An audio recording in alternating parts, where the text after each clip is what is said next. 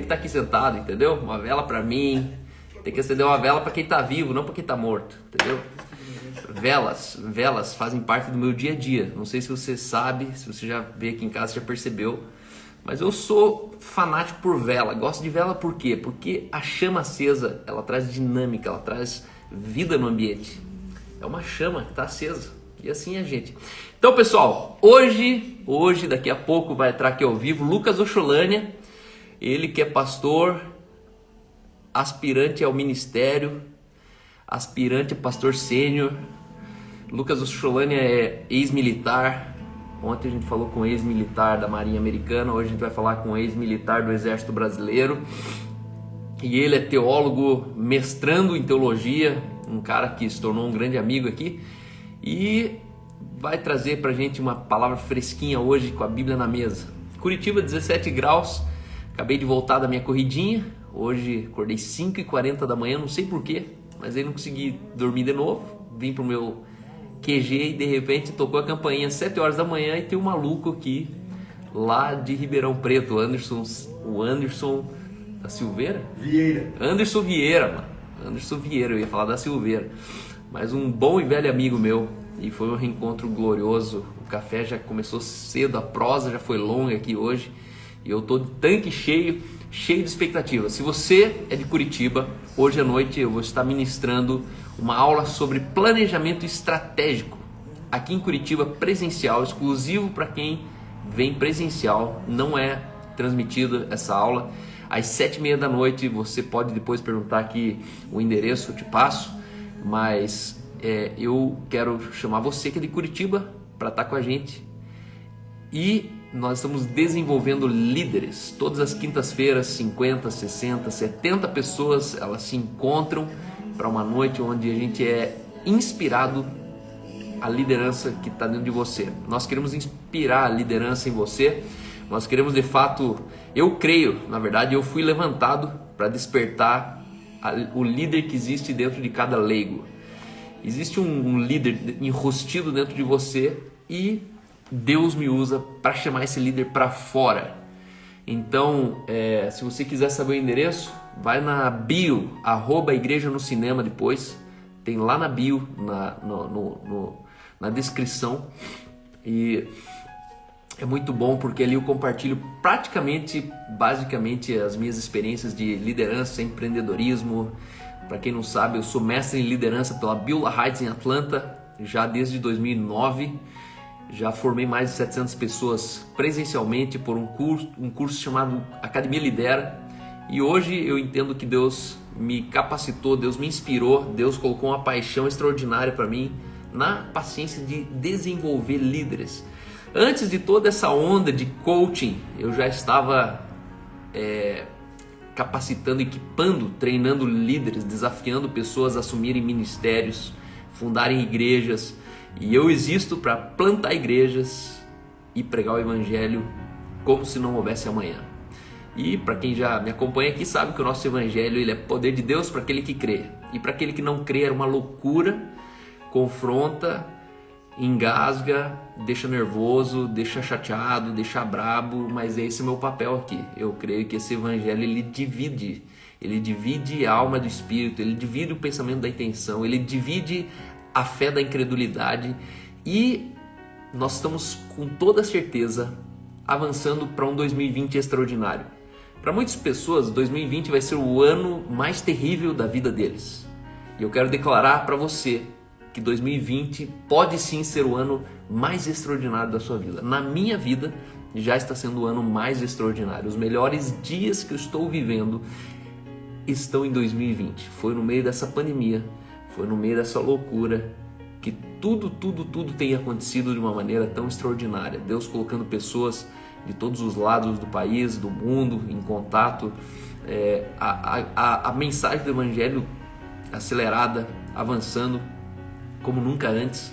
E como o Cris ontem falou muito bem, nós estamos num tempo provável, um tempo propício, desculpa. É o tempo improvável, mas ele é propício. Nunca, em nenhum outro momento da história, a humanidade esteve tão sensibilizada a ponto de procurar por algo que tire o medo. As pessoas estão tomadas de medo, as pessoas estão tomadas de incertezas, elas estão tomadas de dúvidas, elas estão instáveis quanto à finança, estão instáveis quanto à posição no mercado de trabalho.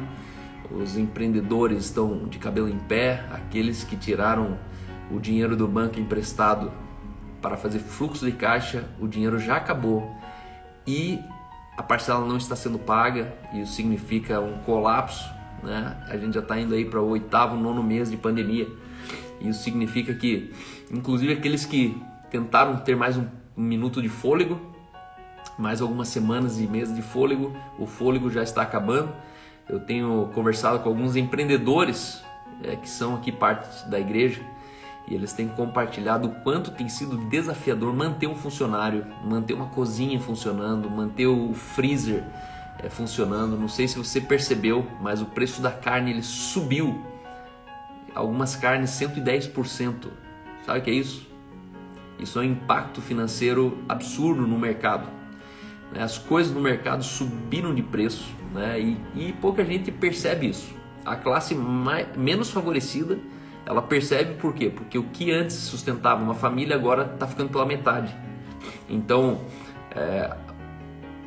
com certeza é um ano muito difícil, mas um ano muito promissor. Beleza, então, pessoal? Então, sejam todos muito bem-vindos. Deixa eu para o meu convidado de hoje. O cabelinho tá daquele jeito de sempre, mas não ligue pro meu cabelo, tá? Meu cabelo aqui, ó. Segundo minha cabeleireira, diz que vai encaixar. Fala, mestre! Fala, soldado! Tudo bem? Tudo bem, e você? Como é que tá? Tá aqui. Aí, Treinou hoje já? Cara, hoje eu não fui não, Cal. Eu vou viajar daqui a pouco, irmão. Aí eu vou para Minas Gerais. Eu vou ministrar numa igreja lá hoje à noite. Aí acordei, tava preparando a mensagem, arrumando malas, coisas, mas o cara falou assim que você chegar, você vai chegar mais cedo, nós vamos pro CrossFit. Eu falei, então tá bom. É isso aí, irmão. Vamos inspirando uma geração. Ô, Cal, prazer estar com você aqui, irmão. Alegria minha, cara. Novamente, você a última vez surpreendeu aqui. A tua live foi uma live surpreendente. Deus te usando, como sempre. E, cara, quais são os planos para 2021 aí? Cara, são muitos planos. Ô, Cal, eu tava ouvindo você falar aqui e 2020, cara, também para mim tá sendo... Cara, eu tava pensando aqui, talvez, com certeza vai fechar o melhor ano da minha vida, assim, sabe? Muita mudança aconteceu, tanto espiritual, material, profissional, mente, né? Transformação da mente que eu sofri esse ano foi, assim, absurdo. Desde janeiro, né, Cal? Começou em janeiro. Começou e, cara, eu só tenho a agradecer mesmo. Pra mim, eu acho que eu tô com você nessa. Tá sendo o melhor ano, viu? Melhor ano, sem dúvida, assim. Putz. Coisa boa, né, cara? Pra quem não é o melhor ano, provavelmente tá fora da nuvem, né, Varão? Quem tá fora da nuvem, o sol queima, mano. O sol queima. É isso mesmo. Mas é isso aí. 2021, Cal, eu tenho certeza que é o que eu quero comentar mais ou menos hoje, Cal. Quando você vive a vida de Cristo, um ano é melhor do que o outro, né, cara? Não tem como. Para mim, a minha visão sim, fazendo uma visão talvez humana, assim, qual que foi o melhor ano, 2020, mas eu tenho certeza que 2021 vai ser melhor que 20, 22 vai ser melhor que 21, cara. Porque não tem como, Cal, a partir do momento que a gente vive a vida de Cristo, a cada dia que passava era melhor na vida dele, entende? Então, a gente tá nele, então não tem como piorar. Tá piorando, não. Se você fala que tá piorando, é que você tá tendo uma visão humana da sua vida. Então, aí pode ser que esteja pior mesmo, mas em Cristo não tem como piorar, não. Amém, amém. E na verdade a gente vê que o mundo, em linhas gerais, eu costumo dizer isso e deixo os religiosos muito chateados quando eu falo que o mundo está melhorando. A pessoa tem que ser muito alienada para perceber que o mundo está piorando. Em 2009 o mundo tinha 5 bilhões de pessoas, hoje já tem pelo menos quase 25% a mais de pessoas. São 7 bilhões. E se perceber, o mundo, quanto mais ele está mais cheio, mais tempo o ser humano está tendo de estimativa de vida, né? Nos anos 60, uma pessoa morria com 49 anos. Hoje, a média de vida estimativa é 89, né? Então, o mundo por si só ele está melhorando, né? E é uma alegria poder compartilhar. E eu sempre digo que a gente está vivendo o melhor tempo da história, né? Quem poderia ir na sala da sua casa, pegar um dispositivo, chamar um amigo e ter 84 pessoas sentado numa mesa, ouvindo simplesmente, interagindo e sendo tocado? Eu recebo mensagens aqui do interior do Pará, cara. Lugares remotos, lugares que tem que andar 8 horas de rua de chão, e as pessoas, onde chega um sinal de internet via satélite, via antena, as pessoas estão tendo acesso a relacionamento. E eu acredito que o relacionamento é a expressão exata do cristianismo, né? Cristianismo, há um tempo atrás, uma equipe de líderes se reuniu para um final de semana e a missão deles era definir o cristianismo em uma palavra. E aí eles conjecturaram um final de semana inteiro e a conclusão foi que cristianismo é relacionamento. A maior definição de cristianismo é relacionamento. Por quê? Porque é o único elemento que destaca o cristianismo de outras todas as religiões, né? Todas as religiões, a base é o serviço, é a adoração. A base de toda religião. Então, eu sou católico se eu orar para santo, eu sou budista se eu fizer meditação, eu sou muçulmano se eu orar para Meca 3 vezes por dia, eu sou espírita se eu fizer boas obras. Mas aí é o ponto: qual dessas religiões ela traduz em relacionamento? Onde eu falo e sou ouvido, onde eu escuto, e esse Deus, tal do Deus que todas as religiões falam, ele fala, né? Qual é a religião que Deus fala, né? Só a religião que tem relacionamento. Só que onde tem relacionamento já não tem mais religião. Porque religião é a palavra religar, é tentativa de achar, procurar Deus. E só procura Deus quem está fora dele. Quem está nele não procura mais. Não tem como eu procurar Deus estando nele. É isso mesmo. Então, Carl, a gente está num mundo que está melhorando e a gente precisa realmente aumentar as expectativas do futuro.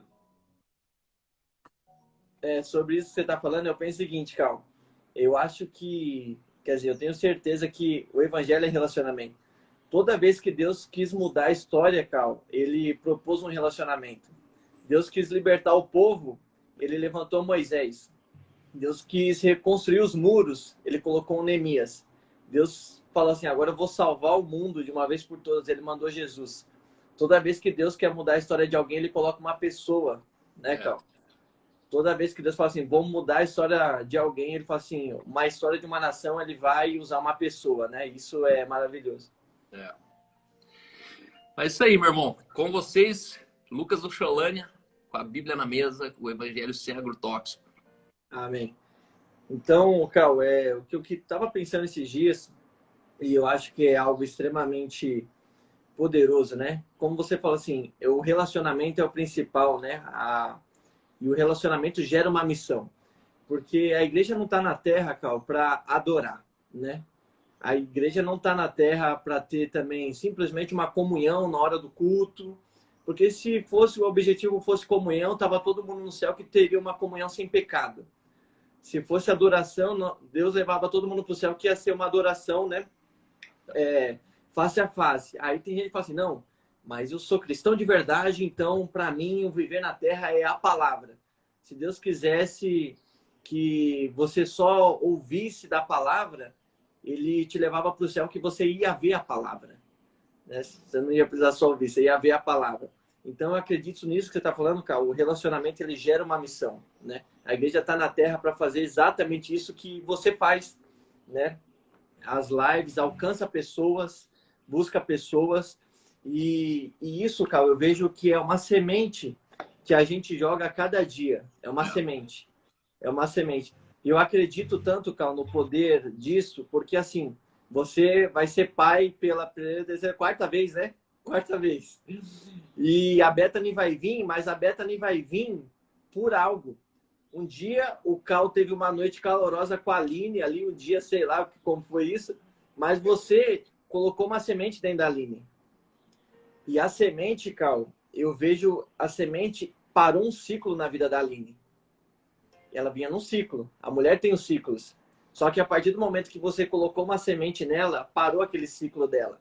Eu acredito, Cal, que as palavras que a gente libera através de um relacionamento são capazes de interromper o ciclo da pobreza, o ciclo do vício, o ciclo da promiscuidade na vida da pessoa, o ciclo de uma vida pagã, né?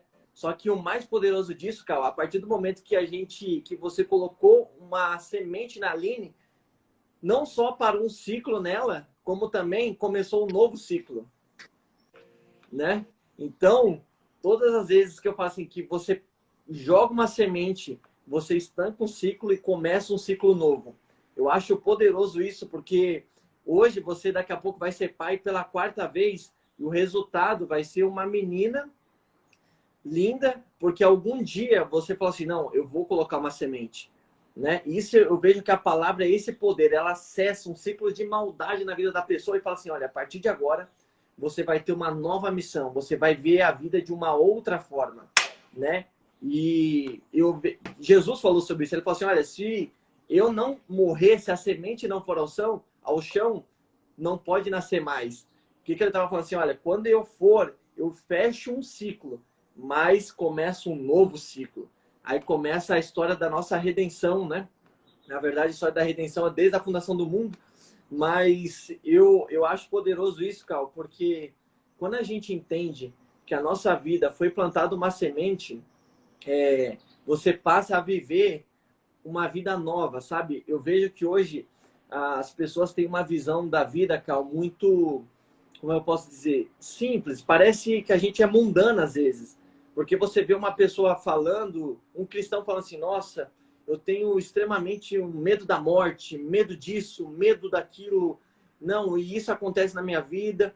Eu falo assim, cara, cadê a visão cristã da vida que essa pessoa tem que ter? Porque uma vez que foi plantada uma semente nela, se inicia um novo ciclo. E nesse novo ciclo tem que ter novas ações, uma nova maneira de enxergar a vida. Tem uma história, Cal, que eu gosto bastante, de um cara que ele falou assim, olha, aqui no vilarejo a gente vai fazer a sopa da juventude. Quem quiser ficar mais jovem, você vai vir na noite da sopa da juventude, que vai regredir vários anos na sua vida. Aí todo mundo fala assim, nossa, sopa da juventude? Nossa, que ótimo isso. E naquele dia à noite começou a chegar gente, e aquele caldeirão no meio do vilarejo onde ele colocou. Aí ele falou assim, olha, essa vai ser a sopa da juventude. E nós vamos começar a servir e todo mundo vai ficar mais jovem. Mas antes disso, essa sopa ela tem que ser servida com o cérebro de alguém. Então alguém vai ter que morrer, a gente joga o cérebro dele aqui, picar, e a gente vai servir a sopa. Aí levantou um cara muito forte com o machado na mão e falou assim, ó, o crânio da pessoa que vai para a sopa da juventude é o do mais velho. Aí ele apontou para um senhorzinho que tinha 90 anos e falou assim, quantos anos você tem? Ele, 60 anos. Aí ele falou assim, mas aquele ali tem 80. Aí o cara olhou para ele, para o outro e falou assim, você tem 80 anos? Ele, não, eu tenho 55, mas aquele ali tem 70. E ficou nisso. Aí, quando passaram todas as pessoas, o cara que estava fazendo a sopa falou assim, tá vendo só como a sopa da juventude resolve? Todo mundo agora ficou mais jovem, né? Um virou de 90, ficou com 60. Mas o que eu quero dizer, a moral da história, calma, às vezes a gente enxerga a vida com medo das coisas, com medo do que pode acontecer. E as pessoas que vivem assim são pessoas que ainda não têm, eu acho que uma visão correta do evangelho, né? Porque assim, a partir do momento que você vive a vida de Cristo, porque o que acontece, Cal? Muitas pessoas eu vejo e falam assim, nossa, eu perdi, Lucas. Eu perdi isso, eu perdi aquilo outro, tal. Eu falo assim, cara, não tem como uma pessoa que vive em Cristo perder algo na vida, né? Não tem como. Enquanto você resolver viver a sua vida, aí sim você vai perder coisa, você vai perder dinheiro, você vai perder relacionamento, você vai perdendo. Porque você vive uma vida que você fala assim, não, é a minha vida. Só que Jesus não veio para ser a cereja do bolo de ninguém, Carl. Eu vejo, e é normal a gente ver isso, a pessoa falando, nossa, olha lá fulano, ele merece, ele está conquistando, só falta Jesus na vida dele. Só falta Jesus, mas ele é bom, ele não bebe, ele não fuma. E eu vejo um cristão falando um negócio desse, eu falo assim, não, cara, não falta só Jesus na vida dele. Se ele não tem Jesus, ele não tem nada. Jesus não veio para ser um upgrade na vida de ninguém. Nossa, minha vida já era muito boa. Aí Jesus chegou, aí ficou melhor ainda, aí ficou ótimo. Não, a gente trata Jesus como, não, vou dar um upgrade na vida agora. Aceitei Jesus. E eu falei assim, cara, são pessoas que ainda não entenderam, né, o que Jesus veio fazer na Terra. Porque se essa pessoa entendesse, ela saberia que não existe uma vida fora de Jesus. Jesus não veio para ser um upgrade na vida de ninguém, falar assim, não, vou dar uma moral na vida do Lucas, o Cal já é muito bom, mas comigo ele vai melhorar muito. Não, são pessoas que estão mortas. São mortas, ela pode ter o que ela for, fazer o que ela faz. Se ela não tem Cristo, ela está morta, né? Então eu vejo o seguinte, a pessoa que vive depressiva, a pessoa que vive ansiosa, a pessoa que tem medo, é uma pessoa que sempre quis Cristo na vida dela, sendo que Jesus não veio para fazer parte da história de ninguém. Ele veio, e desde o Gênesis, é a história dele. A gente é que se encaixa na história dele. Se a minha palavra estiveres em mim, e vocês estiveres em mim, ele está falando assim, olha, eu não vou entrar na vida de vocês, não, é vocês que se encaixam. Eu vim para incluir todo mundo na minha história. E na história de Cristo, Cal, quando a psicologia acaba na vida de uma pessoa, quando a psiquiatria acaba, se você está vivendo na história de Cristo, ainda não é o fim. Tem muita gente que fala assim, olha, a psicologia não resolveu na minha vida, a psiquiatria não resolveu, não resolve. Agora, se você, na história de Cristo, do médico dos médicos, ele é ilimitado. Sabe? Quando a gente decide e fala assim, não, eu vou fazer parte da história de Cristo, eu vou deixar de viver a minha e vou fazer parte da história que ele veio reconstruir, a sua vida é diferente. Porque na história de Cristo, Cal, quando você chora, é o dia que você está mais alegre. Quando você perde, é o dia que aparentemente perca, é o dia que você está mais ganhando. Na história de Cristo, o sofrimento é motivo de alegria. Na história de Cristo, a perseguição resulta em galardão. Agora, se a gente quer viver a nossa história, o motivo de choro nosso vai ser choro mesmo. A perca vai ser uma perca mesmo. O motivo, foi embora, é choro. Por isso que a Bíblia fala assim, olha, o evangelho é loucura para o mundo. Porque o dia que você está mais chorando é o dia que a Bíblia fala assim, nossa, agora você está sendo feliz de verdade. O dia que você aparentemente perdeu para o mundo é o dia que você está sendo galardoado por aquilo. Né? Eu costumo perguntar para as pessoas assim, qual que é a cara da sua felicidade? Porque tem muito cristão que não entendeu ainda a vida, que a cara da felicidade dele, Cal, é quando ele ganha um carro, quando ele conquista uma casa, quando ele é curado. Não, a cara da felicidade do cristão é a melhor possível no dia que ele está chorando. No dia que ele sofreu uma aparente perca, no dia que está todo mundo perseguindo, no dia que estão caluniando. Jesus fala assim, a cara da sua felicidade nesses dias vai ser perfeita, porque se você está sofrendo tudo isso, você pode ter certeza que existe um galardão para você, né? Ou seja, Jesus veio estabelecer tudo aquilo que era impossível para o homem, na história de Jesus é totalmente possível, né? Só que a gente demora. Olha isso, Cal. Jesus veio, escolheu 12 para estar com ele. 12. E eles não tinham entendido nada. Eles estão no monte, tá Pedro, Tiago e João, né? Se eu não me engano, Pedro, Tiago e João, Lucas 9. Aí ele está no Monte da Transfiguração. Aí aparece Elias e aparece Moisés. Aí Pedro, que está vivendo a vida dele, ainda não entendeu que a história de Jesus, que Jesus não veio somar nada na vida de Pedro, e sim incluir Pedro na história dele. Pedro fala assim, olha Jesus, Elias e Moisés, vamos fazer uma tenda. Vamos fazer uma tenda porque aqui vai ser um lugar bom para a gente ficar. Jesus fala assim, Pedro, você não está entendendo nada. O que Jesus veio falar assim, olha, a lei e os profetas apontavam para mim, Pedro. É sobre a minha história. Não é sobre numa visão onde você vive a sua vida, você ia querer fazer 3 tendas mesmo e ficar por ali porque estava muito bom. Na história de Cristo, você percebe que toda a sua história, a história da humanidade, sempre apontou para ele. nunca se tratou de você, nunca se tratou de Elias, nunca se tratou de Moisés. Se tratava da história da redenção, se tratava de Cristo, né? Na outra oportunidade, Tiago e João olham para Jesus e falam assim: olha, Jesus, quando você for para o teu reino, que um sente a esquerda e o outro sente a direita. Jesus falou assim: olha, na história da humanidade, se a gente for ter uma visão humana das coisas, é muita honra, né? Assim, tá? Mas na minha história, aquele que serve é o que mais entendeu a minha história. Não é quem se assenta, né? Pedro nega. Aí Pedro vai, nega Jesus. E se for numa história de vida humana, ele merecia a morte, igual Judas. Só que Jesus, em Lucas 22, eu acho tremendo esse texto que a Bíblia fala. E naquele momento, Jesus olha para Pedro. Jesus olha para Pedro, Lucas é o único que relata isso. Pedro nega pela terceira vez e Jesus olha para Pedro. Como quem diz: Pedro, se essa história se tratasse sobre você, você era digno de morte. Mas como a história se trata de mim, você ainda vai ser incluso e eu vou fazer coisas completamente diferentes. Judas quis viver a história dele. Na história de Judas, do humano, quando ele trai, ele não se sente digno de prosseguir. Na história de Jesus, quando você trai, ele te olha com um olhar de misericórdia e fala assim: olha, se fosse a tua história, você merecia a morte. Mas como eu estou te incluindo na minha história, até quem me trai vai viver. Aí a gente vê o que acontece depois a gente vê Atos.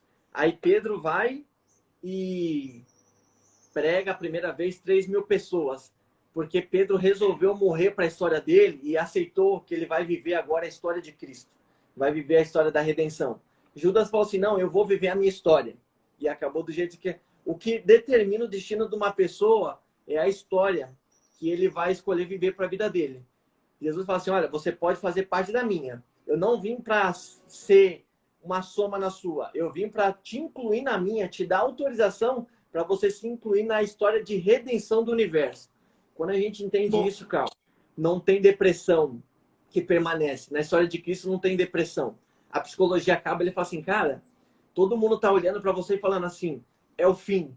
Ele fala assim: não, na história humana pode ser, na minha história é diferente. Quando alguém olha e fala assim: cara, você tá louco, você perdeu tudo. Na história humana, você perdeu. Na minha história, é só o começo. Sabe, Cauê? Então, isso eu acho poderoso, quando a gente entende que não se trata de nós, se trata de Cristo. Cristo em nós, né? Colossenses 2, 13, 14 e 15, tem algo que, para mim, eu acho, nossa, extremamente forte. Paulo escreve assim: olha, e havia contra vós um escrito de dívida. E esse escrito de dívida era contra vocês. Mas o escrito de dívida ali, Cal, é uma palavra grega que diz o seguinte: havia uma lista onde tinha todos os seus erros, todos os seus pecados, e você tinha assinado embaixo que tinha uma dívida eterna que não poderia pagar, né? Então, contra nós existia um escrito de dívida. Se a gente for viver a nossa história contra o homem, do homem, existe um escrito de dívida reconhecido pelo homem, que ele tem uma dívida eterna, que ele é incapaz de pagar. Na história de Jesus, existe um escrito de dívida que foi cravado com ele na cruz, né? A gente sabe que em cima da cabeça de Jesus foi colocada uma placa: Rei dos Judeus, em grego, aramaico e hebraico. E eu vi um autor, Cal, que ele comentava o seguinte, Michael Horton, o nome do cara, sinistro, assim. Ele falou assim: olha, quando você olha para a história da redenção e vê que em cima da cabeça de Jesus existia uma placa escrito Rei dos Judeus, você não tem que ler Rei dos Judeus lá. Você tem que ler todo o escrito de dívida que era contra você. A sua blasfêmia, o seu pecado, o seu adultério, a sua fornicação, a sua mentira. Foi isso que foi cravado sobre a cabeça de Jesus na cruz. Era escrito de dívida contra todas as pessoas, contra a humanidade. Então, quando você olha para a cruz, em cima da cabeça de Jesus, você tem que olhar lá a sua depressão cravada sobre ele, o seu pior dia, talvez na visão humana, cravado sobre ele, aquilo que você acha uma perca, cravado sobre ele. Porque na história dele, o que é o fim, que o mundo está falando é o fim, ele está falando é nada. Não, vai morrer, vai nada. É só o começo. É só o começo, porque foi cravado sobre ele, né? E ele continua falando assim, olha, e no versículo 15, né, de Colossenses 2, ele fala assim, olha, e naquele dia, Jesus desfilou sobre os seus inimigos. Cal, olha isso. Naquele dia, Jesus expôs à vergonha os seus inimigos. Essa é a ironia do evangelho, Cal. Na vida humanista, todo mundo está olhando, matamos Jesus. Olha lá, Jesus está nu na cruz. Não, Paulo escreve, não. Na cruz, ele é que estava expondo os seus adversários. Ninguém matou Jesus. Jesus falou assim, me matar não. Ninguém tira a minha vida. Eu é que estou dando. O Jesus que veio para te incluir na história dele, você que está me escutando, não é um coitado, que ele foi sem opção para a cruz. Ele falou assim, eu só estou indo porque eu quero ir, porque a minha vida ninguém tira. E foram matar Jesus, Cal, quebrar as pernas dele. E a Bíblia fala que ele já estava morto. Era como se Jesus estivesse falando assim, olha, na vida humana você não tem controle. Na minha vida, eu tenho total controle. Ninguém me mata. Eu é que entrego. Eu morro a hora que eu quero. Eu não sei você que está escutando a gente aí, com a visão que você tinha de Cristo. Mas ele não foi um coitado que foi para a cruz, obrigado, vão me matar. Não, ele falou assim, ó, ninguém tira a minha vida. É eu que estou dando ela. Por amor, para te incluir na minha história. E vão matar Jesus e falar assim, nossa, ele está morto. Para que se cumprisse o que foi escrito. Nenhum dos seus ossos foram quebrados. Jesus falou assim, não, quando você vem para a minha história, o que parece que estavam me envergonhando, Paulo escreve, ele estava envergonhando e despindo os seus inimigos. E eu fui olhar, cara, o que é isso? É muito poderoso. A história fala que naquela época, quando um general ganhava uma guerra, o que ele fazia? Ele entrava na cidade com a tropa dele, desfilando. E todos aqueles que ele havia envergonhado, ele tirava a roupa daquele pessoal e entrava na cidade como escravos. Ele fazia daqueles que ele havia conquistado escravos, né? Então o general que havia ganho a guerra entrava na cidade com a tropa dele e os últimos a entrarem na cidade eram os escravos, todos nus, né? Exposto. Então Jesus fala o seguinte, olha, Paulo fala, na cruz ele expôs a nudez dos seus adversários. Mas espera, que ironia. Todo mundo estava olhando para Jesus, foi pelado para a cruz praticamente. Não tinha aquela roupinha, não tinha.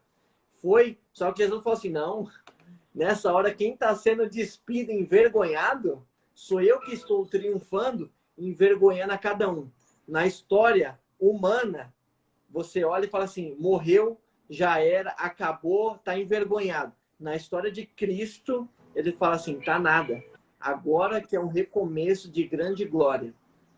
Entende, Carl? Então, que a gente tem essa visão de tipo, a visão cristã da perca. Ah, perdi aparentemente um parente próximo, estou sofrendo tal enfermidade, estou passando por isso. Isso é motivo de regozijo. A cara da felicidade do cristão nessa hora é bem diferente daquilo que o mundo acha ideal. E era isso que eu tinha para falar. Manda aí agora. Muito bom, muito bom. Eu chamo isso aí de paradoxos, os paradoxos do reino de Deus, né? Que é justamente a lógica da ponta cabeça, né? Jesus, ele começa falando isso Jesus vem falando sempre de uma reforma cultural, né? Quando ele começa a crescer, sendo o filho da Maria, sendo o filho do carpinteiro, um dia ele começa a falar o que realmente ele crê. E aí as pessoas passam e falam, mas quem que é esse que fala com quem tem autoridade? Quem que é esse que fala com tanta sabedoria? E aí eu percebo que Jesus, a perspectiva de Jesus era sempre contrária. Quando você fala sobre a crucificação, é justamente a gente começar a andar nessa quarta dimensão, é uma visão de raio-x, né? Enxergando através das pessoas, enxergando através das circunstâncias, enxergando através desse dia chamado hoje. Né? Porque ali você vai ver que a humildade venceu a humilhação. Qual que é o nosso medo de ser humilde hoje? A gente tem medo de ser humilde porque a gente resiste a ser humilhado. A gente não quer ser humilhado. Então, quando eu tenho medo de ser humilhado por alguém, eu não consigo me humilhar. debaixo de um arrogante. Só que Jesus ali, ele se humilhou, e aí a humildade venceu a humilhação. Né? Porque ele não julgou por usurpação ser igual a Deus. Ou seja, o que é humildade? É poder controlado. Ele podia ter dado um sopro na cara do soldado, o soldado cair morto, intoxicado pelo sopro de Jesus, né? E aí eu gosto muito dessa ilustração que você fez, porque é justamente isso, né? Quem era o pelado da história? Quem realmente estava nu? Quem realmente estava desprovido de cobertura? E isso me faz entender que nem tudo que a gente vê é comprovado que 95% da matéria ela não é visível ao olho humano. O olho humano ele enxerga apenas 5% da matéria que realmente existe. É chamado lixo cinzento, lixo obscuro. 95%. E aí, aqui que a gente precisa ser radical. E aí, quando você falava, eu lembrava muito de Paulo, né? Quando Paulo chega aos Filipenses e ele fala assim: quero, irmãos, cientificar-vos que as coisas que me aconteceram têm antes contribuído para o progresso do evangelho. Em outro texto, os caras estão lamentando ali, estão com dó de Paulo, e Paulo ele diz: irmãos, que aquilo que me aconteceu, ao contrário, tem servido para o progresso do evangelho. E aqui Paulo ele está dizendo sobre o tempo que ele estava preso e toda a guarda pretoriana em Roma ouviu da salvação, porque a notícia que se espalhava era o seguinte: cara, o cara está preso só porque ele prega o evangelho. E aí, o fato de pregar o evangelho ser motivo de prisão fez com que os soldados se atraíssem pela mensagem. Tipo, cara, um monte de gente prega um monte de coisa aqui, Império Romano. O que realmente você está pregando tanto que os caras estão te levando preso? E aí, lá em Atos, a gente vai ler que Paulo ele ficou dentro de um Airbnb com guarda na porta por 2 anos. Era tipo Lula, entendeu? O texto diz assim: durante 2 anos, Paulo morou numa casa alugada e recebia todos que iam vê-lo. Ele anunciava o reino de Deus e ensinava a respeito do Senhor Jesus Cristo, falando com toda a coragem e liberdade. Preso, ele falava com liberdade e coragem. Por quê? Porque para ele ser preso não era estar preso. Ele, no meio de uma circunstância de prisão, de cárcere privado, ele estava em cárcere privado, ele encontrava liberdade nisso. Por quê? Porque as pessoas iam visitá-lo. Então ele fazia a mesma coisa que ele já fazia, só a diferença é que ele economizava sola de sapato. Ele economizava naufrágios, entendeu? Ele só naufragou 3 vezes, ele podia ter naufragado 5. Pensa, por 2 anos o cara morou em cárcere privado, as pessoas iam até ele e ele ficava ali na reserva. Na hora de dormir ele tomava banho e no fundo Paulo conseguia enxergar isso de uma maneira divina. E aqui que a gente precisa chegar num ponto mais radical no evangelho, onde a gente começa a tirar do papel a palavra que diz: quando eu estou fraco, então eu sou forte. Quando eu estou abatido, então é que eu estou esperançoso. Né? A gente se move muito pelo que se vê. E aí isso é incredulidade, porque a incredulidade ela é afetada pelo que eu vejo. Se eu creio baseado no que eu vejo, logo a circunstância sempre vai definir a minha estabilidade. O dia que tá chovendo, eu tô deprimido. O dia que tem sol, eu tô com vontade de sair correr, fazer academia, tomar sol. Você já viu que gordinho é assim, né? Tipo, a disponibilidade do gordinho é sempre conforme o sol. Se tem sol, cara, hoje eu vou fazer uma corridinha. Dia de chuva, mano, é pipoca e cereal. O Cal, teve uma pessoa que mandou para mim aqui, falou assim: aonde você tira motivação para ir treinar todo dia, estudar? Eu falei assim: não, de lugar nenhum. Eu tenho que fazer, não precisa de motivação. Eu levanto e vou, entende? Não tenho o que fazer. Ah, não, eu acordo com o negócio, vamos treinar, vamos passador, vai ser incrível. Não tem isso. Não, eu preciso ir. Gosto, mas tem dia que é um pé no saco. Mas você levanta, vai lá e faz. Entendeu? Porque você entende que isso faz complemento de uma vida equilibrada. Teve uma pessoa, você falando isso, Cal, que está atingindo o Pará, atingindo outros estados, tem uma menina que entrou na mentoria agora.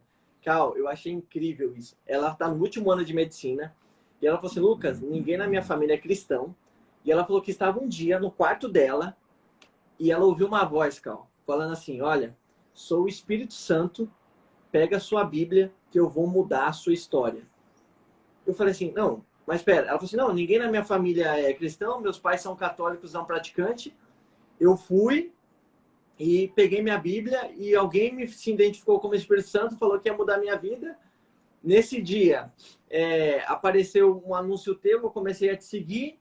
Aí eu vi que você abriu uma mentoria, eu quero aprender de Deus. Pelo que eu estou pesquisando, eu tenho que me batizar. Como é isso e tal? Eu falei assim, cara, é Jesus falando assim, olha, eu vou incluir você na minha história. Né? O mudar, eu falo assim, vou trazer você para a minha história. Né? Só que, olha isso. Aí tem uma outra que falou assim, olha, uma amiga falou assim, Lucas, esse dia eu estava no Uber e eu quero muito casar e tal, eu não sei, eu estou esperando demais, já estou com 31 anos, um negócio assim. E ela falou assim, só que eu quero tanto casar que tá virando uma obsessão. Ela falou que pegou o telefone, Cal, e falou assim, oi amor, tudo bem? Você traz pão para casa? Eu já tô indo. Ela falou assim, só para eu sentir que eu era... Eu falei assim, na sua história, você realmente está atrasada. Se for na história de Jesus, há um tempo determinado para todas as coisas. Né? É muito isso, cara. O pessoal não consegue, cara. Não consegue viver uma vida com uma ótica cristã. Né? Seja, não sei se é por falta de conhecimento, por incredulidade, como você falou, falta de fé mesmo. Mas eu falei assim, não, mas qual que é o motivo disso? Não, porque eu quero muito e já estou atrasada, porque a sociedade diz. Pois é, a sociedade diz um monte de coisa. Entende? E quando você está vivendo a sua história, realmente, todo mundo vai dar pitaco, você daqui a pouco casa e vão te cobrar filho, depois cobram outro, depois cobram uma faculdade, depois cobram... E é isso. Agora, quando você vive a vida que você foi incluída, aí é tudo diferente. Há um tempo determinado para todas as coisas. É melhor você estar numa casa onde há luto do que onde há festa. Entende? Eclesiastes 7, né? É isso Então, aí. eu acho que a gente tem que melhorar nisso. E eu vejo que a cada dia a igreja está assim, os tempos estão melhorando. Eu fico imaginando, Carl, a gente está falando de Paulo. Imagine Paulo com o Instagram hoje. Já imaginou? Ia ser uma loucura. João mandando assim, postando raça de víboras e postando uma cobra e marcando um monte de gente na publicação dele. Botando agora uma raça de víboras e marcando um monte de gente, assim, cara, seria sinistro. A gente tá vivendo com certeza o melhor tempo, não tenho dúvida disso. Paulo postando um quote, né? As mulheres se calem na igreja. Machista! Pirando, gente fazendo protesto contra ele pelado no meio da rua. Ia ser. É isso aí. E é de fato, né? Quando a gente... Eu gostei muito que você falou, né? Quando a gente entende que Jesus está dentro da minha história, o meu mundo é do tamanho de mim. Mas quando eu entendo que eu estou na história de Jesus, o meu mundo é do tamanho dele. Nossa, é isso, Cal. A gente precisa entender a dimensão do mundo que a gente vive. Vou anotar essa, vou anotar essa. Essa é muito boa. Eu agradeço. A gente precisa ter clareza do mundo que a gente vive, baseado em quem a gente está. Eu gosto quando a Bíblia diz...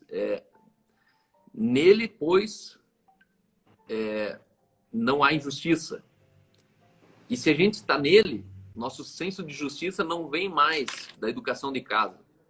Nosso senso de justiça não vem mais só do... Cara, mas isso aí é meu direito trabalhista, isso aí é meu direito como cidadão. Não, você não é cidadão daqui. Teu passaporte é outro, não é azul, teu passaporte não é vermelho. Teu passaporte é celestial. Eu gosto sempre de lembrar que o reino de Deus é um país. E a gente está como embaixador, a gente está representando esse território. Né? Então, esse país tem uma outra constituição, esse país tem uma outra cultura, tem uma outra moral, tem outro moral. E aí eu percebo que hoje as pessoas estão amando demais a sua vida. Por quê? Ontem eu falava com minha sogra falou assim, meu Deus, você deixa seu celular ligado porque eu tô com medo de ficar sem ar. Eu falei, minha sogra, tenho 9 meses quase de pandemia. Você ainda tá preocupado de morrer? No máximo que você vai fazer é morrer. E daí que você morrer, cara? Mano, a gente se arma inteiro na vida e vive uma vida covarde por medo da morte. Mas se eu vencer o medo da morte, tá tudo bem. Você vai passar uma pandemia pensando, nossa, teve pandemia. Por quê? Porque isso não mudou o meu fluxo. E a Bíblia diz, ame o próximo como a ti mesmo. Por que ele não falou assim, ó, ame a ti mesmo como você ama o próximo? Porque a ênfase está no outro, não está em mim. É a medida minha, mas a prioridade é no outro. Amar o outro como a mim mesmo fala que, em primeiro lugar, vem o outro, mas na medida vem o amor próprio. Sim. Pouco crente está vivendo pelo outro. E essa secularização da igreja pós-moderna. Pouco crente vive para o outro. Nós estamos vivendo uma vida medíocre, uma vida vagabunda, safada, uma vida orientada por apartamento, por bem, por patrimônio, por inventário, uma vida que não tem nenhuma diferença entre o não crente, que só falta Jesus, como você falou, né? É aquele crente tão perfeito, aquele cara não crente tão perfeitinho que, cara, só faltava ser crente. Ele é até mais crente do que muito crente, né? A frase que todo mundo fala. É normal. Nossa. A gente ouvir isso, Cal. Ele tem tudo para ser crente, só que não. Aquela pessoa ali, ele precisa de um relacionamento com Jesus. Ó, você que está escutando a gente, entende algo? Todas as pessoas têm um relacionamento já com Jesus. Um relacionamento pessoal, todas. Sabe qual que é o relacionamento pessoal de quem está no mundo? Um relacionamento de ira de Deus. É um relacionamento de ira. Já existe um relacionamento. Se a pessoa não aceitar o chamado de Cristo, de se incluir na história dele, já existe um relacionamento de ira. Ele fala assim, existe uma condenação. Então a gente não precisa de um relacionamento pessoal com Deus, a gente precisa de um relacionamento de paz. E o relacionamento de paz com Deus só é possível na história dele, não na nossa. Isso aí. É isso aí. Então, cara, obrigado mais uma vez. Valeu, resumindo, considerações finais, né? Jesus não é um upgrade, gostei dessa. Jesus não é... E aqui vale lembrar, né? Jesus não é remédio e a igreja não é hospital, né? Remédio se usa quando você precisa e despreza quando você não precisa. É isso aí. Jesus, na verdade, é a própria vida, que você não precisa de remédio tendo ele. Precisa de remédio quem está fora de Jesus, né?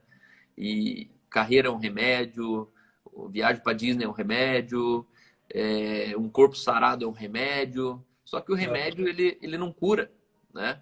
O remédio, ele... Às vezes o fim da doença é a morte. Porque o remédio, ele é paliativo.